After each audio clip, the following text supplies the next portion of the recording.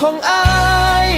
มันก็คือจังน้ำเต็มแก้วเติมไปกันล้นทิมเบิดแล้วเพราะใจเจ้าบ่มีบ่องจองแก้วใบเก่าที่เคยว่างเปล่ามือนี้เจ้าเอาเข้ามาสำรองน้ำใจอ้ายเลยต้องนองพื้นเช็ดน้ำตา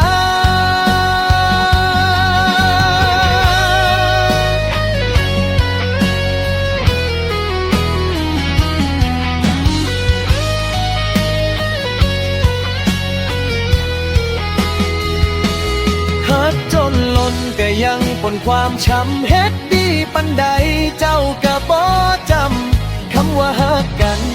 แก้วใบเดิมแต่น้ำคนละคนเธอทิมเสดอน้ำแก้วเก่าที่มันล้นใจอ้ายสิถอยออกไปให้เจ้าสมหวังกับเขา